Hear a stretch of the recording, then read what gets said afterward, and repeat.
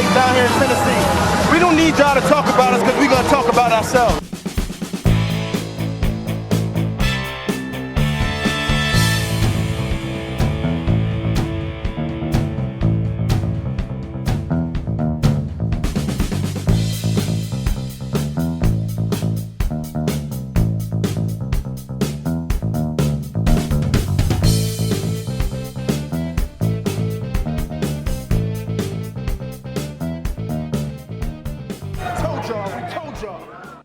Welcome in, everybody, once again to another episode of Titans Tube. My name is Justin, and as always, this is Jake here with me. And Jake, boy, what a week 2 of Sunday action in the NFL. Can you believe the Indianapolis Colts gets shut out, Jake? Shut out by Jacksonville. In Jacksonville. What else is new? The curse continues. You'll love to see it. As a Titans fan, Jake, so exciting, so exciting. Absolutely. And, you know, everybody wants to talk up Chris Ballard and Frank Reich being the team to kind of pull Indy out of the ashes of Andrew Luck's retirement. And it's just really not going well there, Justin. So other than that, it was a pretty uneventful football weekend, in my opinion. Yeah, man, good times, good times. So, well, that's going to wrap it up here for this episode of Titans Tube. We thank you guys for joining us. Make sure to tune in later on this week as we preview week 3 against the Raiders. Yes. Yes, indeed.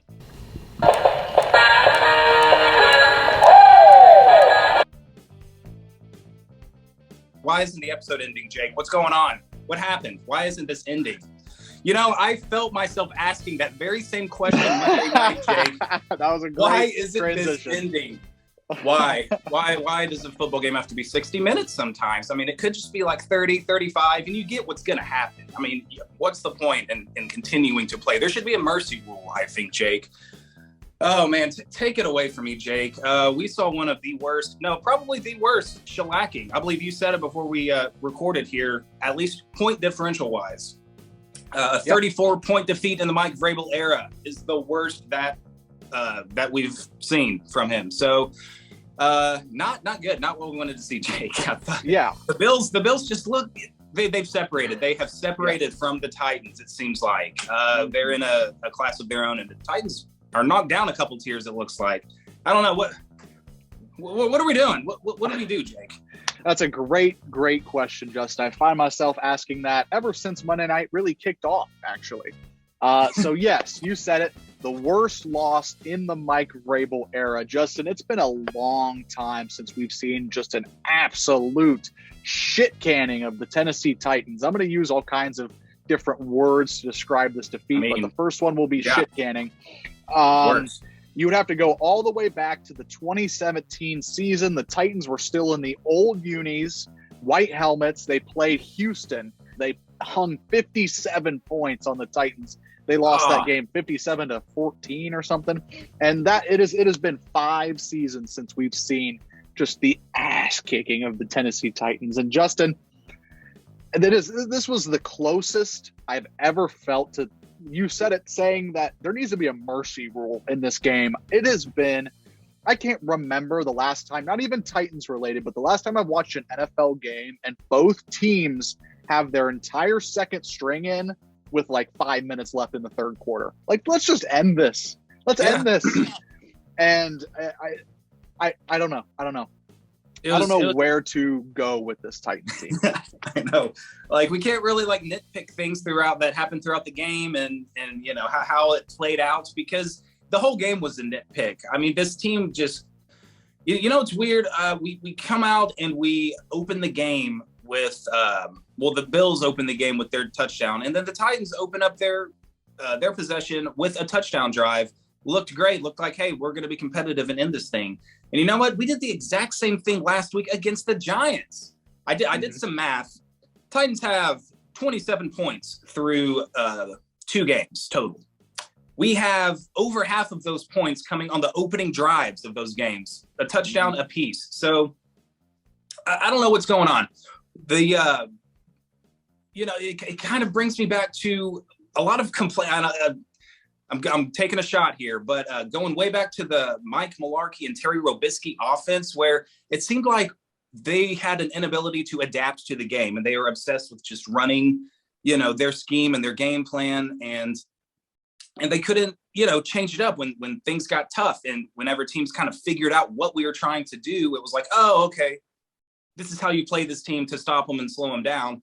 And it's like, we don't have a response to that. So, we come out strong opening the game, and then just flat, 3 and out, just constantly for the rest of the game. I don't know. I don't know if it's fair to start comparing Downing to Robisky. No, I think it is. But I think that's fair. And you look at the Titans scheme as a whole. Sorry to cut you off, but you said the inability to adapt. And I think and we're diving headfirst into this, Justin, but there's something philosophically wrong with the Tennessee Titans. I think that is what I'm taking away from this game.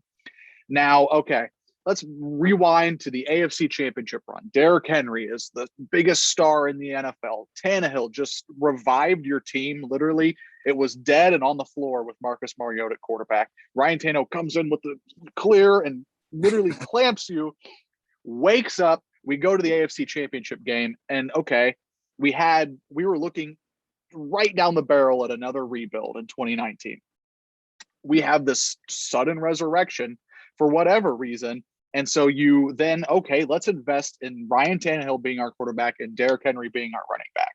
And a lot of people back then said it's flash in the pan. It's, lightning in a bottle run for the Titans. And Titans fans didn't want to hear that, because obviously we're on the high of, the last 20 years of Titans football. This is the best we've ever been. And they came out in that 2020 season, had the best Titans offense that Nashville has ever seen. Yeah. And then, a horrible, deflating, disappointing loss to the Ravens in that wild card round. Okay, it was one. We got the division championship. Yeah, exactly. We made it to that milestone there, but yeah, like you said, disappointing in the playoffs. But yeah, then continue. I mean, repeats in 2021, except it was the defense this time carrying us more so than the offense. And so going back to that initial investment in the nucleus of Derrick Henry, Ryan Tannehill, a lot of people said that was a dumb move. And now all those people who were saying it was a dumb move are laughing all the way to the bank on Monday Night Football, because the rest of the NFL has caught up to the Patrick Mahomes Chiefs, and the Titans have done nothing to catch up besides trade away their best receiver and their best aerial attack threat in AJ Brown. And just this offense is so just, you said it, they refuse to adapt. And I felt like we were watching the Malarkey Robisky Titans, because they just kept running that toss to Derrick Henry, and there's no run blocking at all. And just, there was no, you saw the clear night and day difference between where this Titans roster is and where an actual Super Bowl contending roster is, at least week 2 of the season. So I don't know, rant over. There's something fundamentally and philosophically wrong with the way the Titans are constructed right now. And there was no better example than what you saw on Monday night this week. Yeah. Absolutely, man. And that AJ Brown trade is starting to look worse and worse as the weeks go by. Because I mean, we have talent at the receiver position, but I mean, I guess it's just not panning out. Whether you want to say it's the scheme or Downing or the chemistry between Tannehill and these receivers just isn't quite there right now, or it's definitely not as sharp as it was with AJ Brown, even Corey Davis. Corey Davis is having a decent start to this year after being injured last year. And we see A.J. Brown playing well for the Eagles. And so, it's not coming together. And I feel like there's so much, you kind of hinted at it. I mean, there's a philosophical problem with us. And then there's, I don't know, just in the way we're constructed, like you said. And I think there's so many things wrong that you can point to, like the offensive line. That's turning out to be a very mismanaged position, unfortunately, for J-Rob. I mean, it sucks. I mean, who knows what's going to happen with Lewan and his injury? A lot of people are saying he's out, or the fear is that he's out, but he's still undergoing tests, so we don't know yet. I just saw Kaharski tweet that he's like walking around the building without a limp or a brace or anything. So what does that mean? We need him back, because the other left tackle, Dally, I don't know if you saw this Mike Herndon tweet, but he allowed more pressures against Buffalo alone than Taylor Lewan did, like all of last year combined. So people want to say Lewan's getting washed. Maybe there's some truth to that, but he's still a solid left tackle, and it's a clear drop off if we're not ready to replace him immediately with him going out with an injury.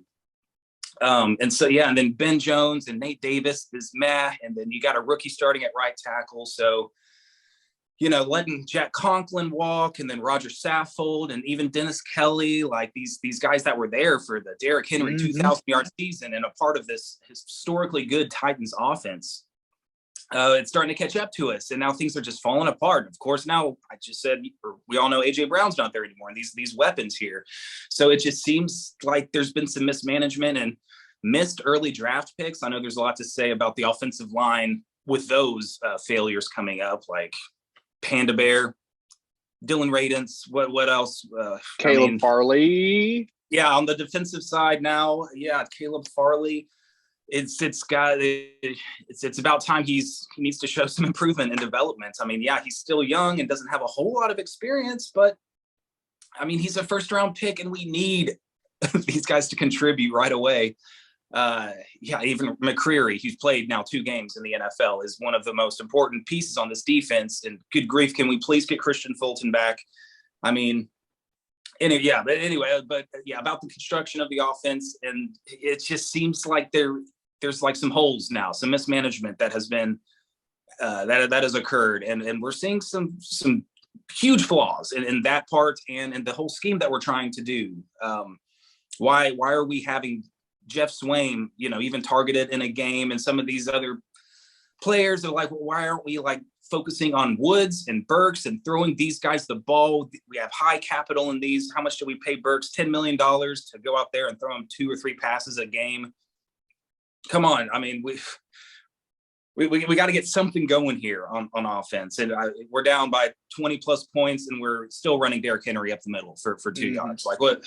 Lord have mercy. Feel like this is what Rubisky and Malarkey was doing whenever we were down big and when they were our coaches. So yeah, I feel like we're trading rants here, Jake. We're just getting Wednesday. It's we need to get over this loss. It's already Wednesday, but this is when we need to recap. So I know a lot of people are already over this. We want to look ahead. The good thing about this week is that it's a short week, so we can turn around and get that game as far behind us as we can and get ready for a new game on Sunday.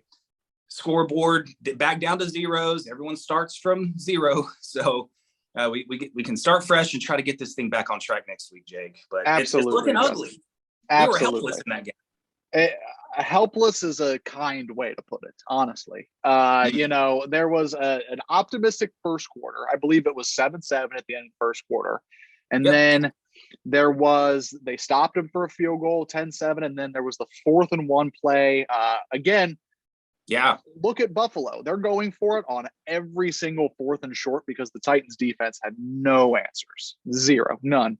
And then it was the throw to Diggs where Caleb Farley, first round, I'm not going to say bust, but first round not panning out, just leaves Diggs, just lets him run all the way across the field, wide open touchdown. And then that was just from there, it was just an absolute snowball, and the Titans couldn't do anything right in the second half. Even when Malik Willis, God love him, gets in the game, runs into Chigakonkwo and just fumbles the football. Like it was a comedy of errors, and the stream that we were watching, it just stopped and buffered and just stopped with about 3 minutes left in the game. I said, that's about fine, I guess. It was the internet telling us that it's time to turn this game off and go to bed. But truth. Just the zooming out, Justin, you're right. We need to just flush this game, take the game tape, burn it, bury it under the practice field, something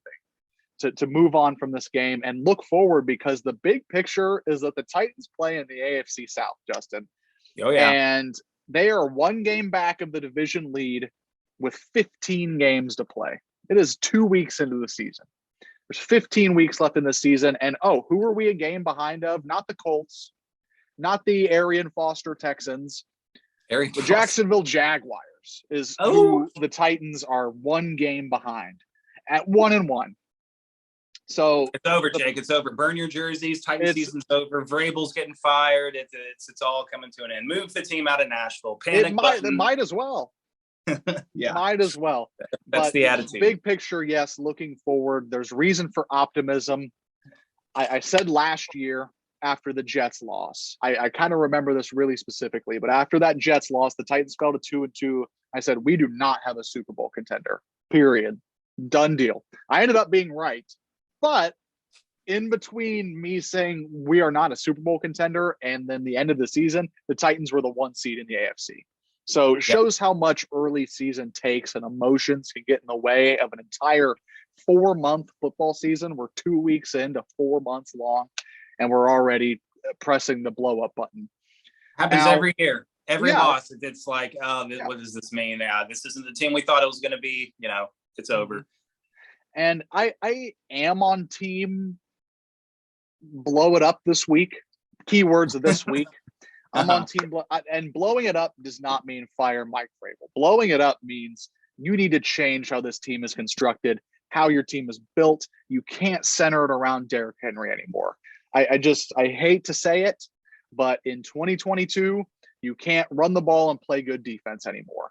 Look at the Super Bowl contending Bills just absolutely embarrassed your entire franchise because guess what? They've invested in Josh Allen, their young quarterback, in a receiving core that boasts Stephon Diggs, and they're drafting high in those positions with Gabe Davis, Isaiah McKenzie, and they're investing in their passing offense. You can't run 3 yards in a cloud of dust and play defense anymore. It's just not how it works. Maybe in January, if you have a good defense, yes, that's going to get you over the hump. But you just have to have an electric passing offense if you want to compete in today's league. Because nobody's afraid of this team's passing attack. Nobody. So everyone's gearing up to shut down Derrick Henry, and then we're left without answers once they do shut him down. And if we can't open things up for Derrick Henry via having a successful pushing the ball downfield passing attack, then it's going to be more the same. The teams aren't going to respect the pass, and so we're just going to see more Derrick Henry for 2-3 yards in a cloud of dust, and then this line is kind of having trouble blocking and opening things up for Henry anyway. So we got to see better play, better execution, but also, the fundamental flaw, just how this team is constructed, like you said. We have invested. We traded away AJ Brown, but we forced ourselves to invest that pick in a receiver, which we did, and brought in another team's number 2 receiver in Robert Woods from last year. And then we brought in Austin Hooper, who has shown that he can be a good receiving threat as a tight end 1. But we're not throwing Austin Hooper the ball. Well, okay. He's not even in the game. He's he had 4 targets. He had 1 catch for 19 yards, 1 catch. And I mentioned Jeff Swain getting targets. I guess I'm still thinking about the Giants game when he had like 4 or 5 targets. So he didn't get targeted this game. But yeah, just we have some investment there, and like Kyle Phillips, been kind of a letdown now at least as a punt returner. But we were hyped about him coming in. He looked like he could be a very effective slot player for us, but only having 1 target, 1 catch for 5 yards, following up his rookie debut where he had 5 for 66 yards. I think he was more injured than we were led to believe, and then the game got out of hand, and he's not even in the lineup. So I guess that, but ESPN kept showing the stat on they would bring up the stat, Stephon Diggs receiving stats, and it was obviously he had an insane night. Titans receivers combined couldn't even, he was 60 yards ahead of all Titans receivers combined. That is something, there's something wrong with the way your offense is built if that is just continues to be the case. We talked about it last week after the loss. Look around the league. Justin Jefferson, Jamar Chase, Stephon Diggs, and the list goes on and on. Deebo Samuel even. But I know that you're trying to redeem a little bit the Titans that are investing in their passing game, but trading away AJ Brown has proved through 2 weeks to be more impactful than any investment John Robinson has made back into that group. Oh yeah.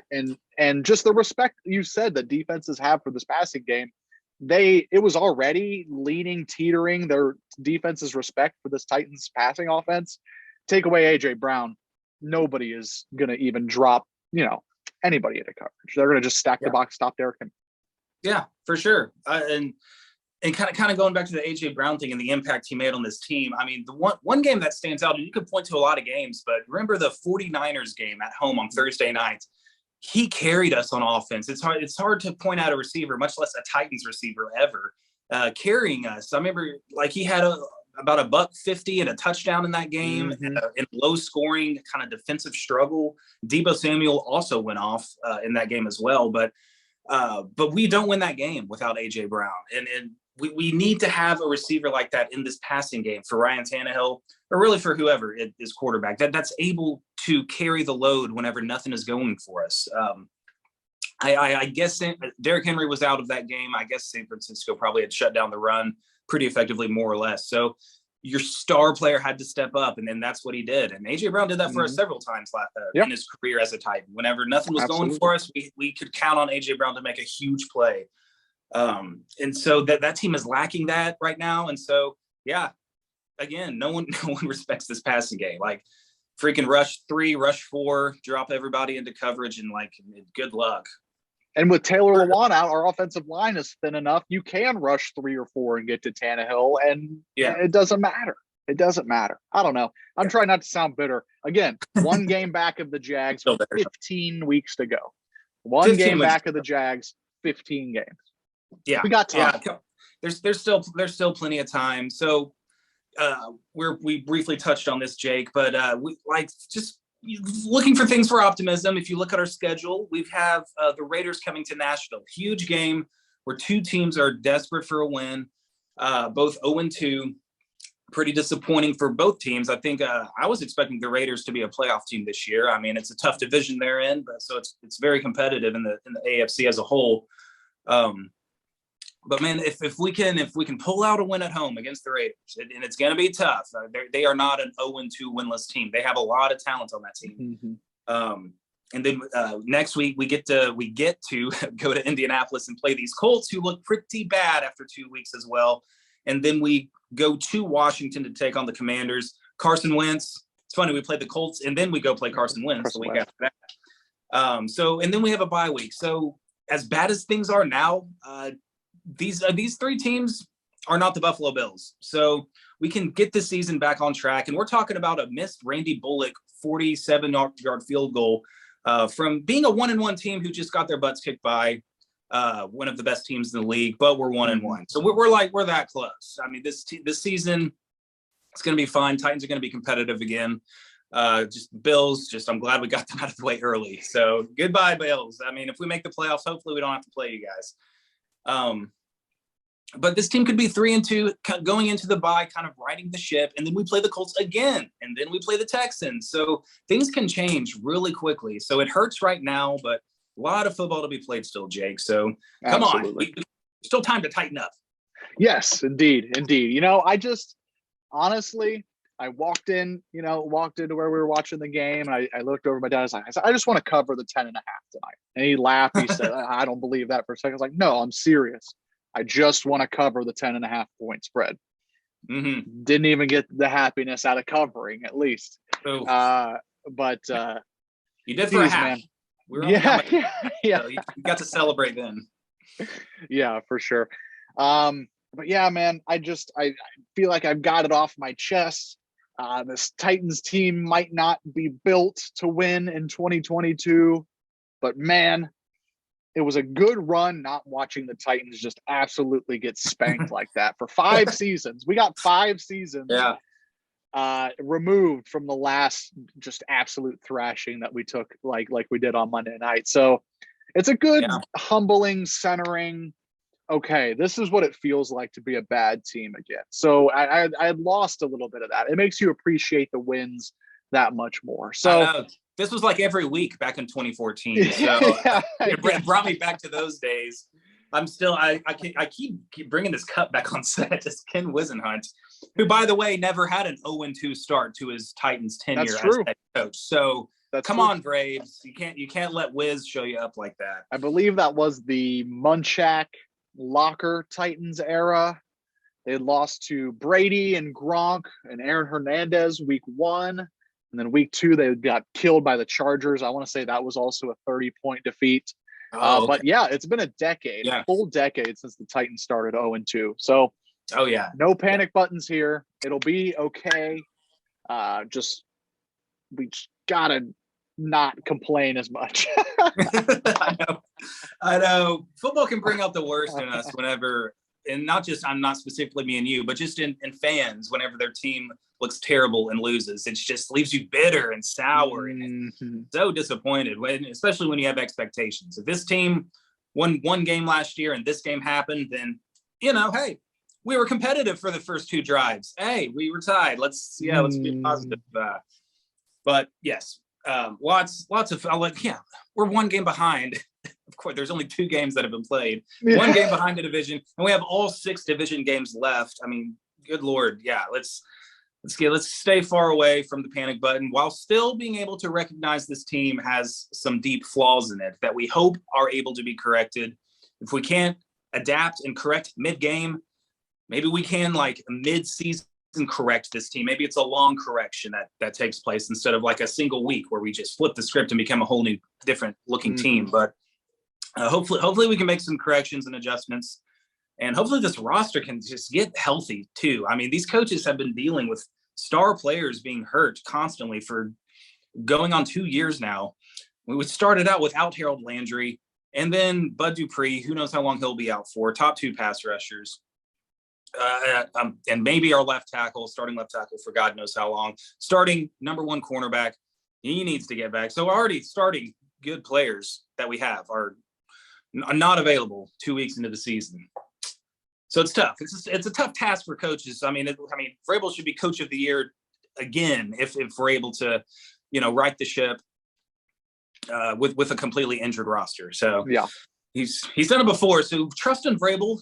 I still have great faith in Vrabel to turn this thing around. And I mean, I think this may be his the biggest hole maybe he's been in, the biggest challenge, the most adversity maybe that Vrabel is facing as a head coach, because now he's really having to take a hard look at his staff too, that he kind of picked himself. And are we doing the right things? And are we able to change what we need to change and keep consistent? And what about is just pure execution from the players, and what we're doing is all right? So there's a lot of things to consider, but Vrabel, is facing the uphill battle now.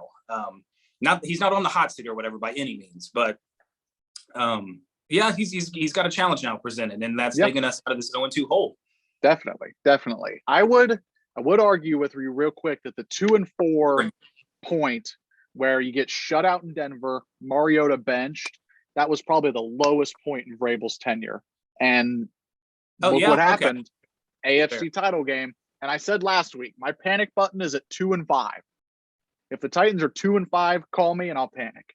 But, up until that point, anything can happen. Anything can happen. Like you said, there's a real possibility. This is very rose-colored glasses Titans fan of me, but there's a real possibility. You just listed off Vegas, winnable game.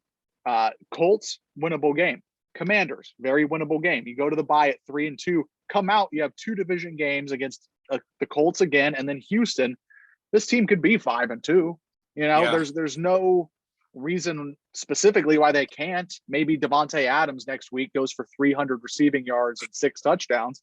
But, other than that reason, I don't see why the Titans can't right this ship and get back on the horse and dust yourself off. Vrabel has said it many times in his coaching career, but your team's culture is truly defined by what you look at or what you look like when you're at your worst.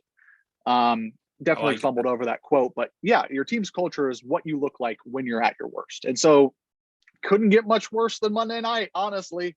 They could have put up 0 points, I guess, but that's about as bad as it could get from that performance. So we'll see. If Vrabel could win a second coach of the year in a row, because he's going to just about have to right this ship. Yeah. Maybe I might have jumped the gun on saying this may be like the biggest challenge Vrabel has faced, because even in his first year, he inherited a team that just won a playoff game, and then he went 9-7, but we failed to make the playoffs because we had to start Blaine Gabbert. So that seemed like a step back in that Week 17 win and end game against the Colts. So it seemed like he took a step back after inheriting a team that had just won a playoff game, and then the your example. What did 2 you and say? 4. Then started the next season 2 and 4. Yeah. And how brilliant was that? Ryan Tannehill, making the decision to start him was also the thing that kind of turned around this whole franchise. It seemed like, I mean, honestly, this was headed towards a rebuild almost. But anyway. So lots of football to be played, and I mean we kind of need to be 5-2. I mean, I'm not saying we have to rip off 5 straight wins now, but we need to start winning pretty much now, because after these 5 games, the schedule gets so daunting and ridiculous with the Chiefs and the Packers. We play the Packers in November, and who else? We don't play the all the of Bengals. the AFC We'll see West. if the Bengals are going to start winning themselves. But yeah, all the AFC West. So it's going to get tough. So we need to win these games coming up immediately to make us feel better about this team, and for our long-term projections as far as how far can this team go. As of right now, it doesn't look like we're going anywhere. So hopefully we can make some changes and correct this thing. So we'll see. We got football again in like 3 days. So get excited. Yep. We can get back into the win column. I'm going to be there, Jake. I'm going to be in attendance for the first time. That's what we've been missing. I know. If we win against the Raiders, then I'm also going to Indy, and then I'm going to Washington, because if that's what it takes for this team to win, then I will be there in person. For sure. Yes. I love it, Justin. I love the optimism ending to this video. Like, comment, subscribe, all that jazz. That's just about all I can say at this point about the Titans' loss on Monday night. Flush it, bury it, burn it, do whatever you have to, Justin, because we got to go beat the Las Vegas Raiders on Sunday and get this team on the right track. I don't know what's the Chris Farley, get on the right track. yeah. Good reference there. Love it. Thank you. Yeah, tighten up. Chris Farley reference. Yes, tighten up. All the jazz, as you said, guys. Keep your head held high. You're a fan of a team that has ripped off 5 straight winning seasons and are back-to-back division champions. We are not giving up on this team. So let's go out there and root for a win on Sunday. So guys, stay tuned. Well, yeah, we're gonna have another video before that game. We have to preview a little more in depth that game. So we'll see you guys in that video. You guys take care. Thanks for tuning in as always. Jake, anything else? Nothing else. Tighten up. Peace out, everybody. It always gets better. I promise. Mm-hmm. Yes. I don't know. We are Titans fans. We'll see. That's true.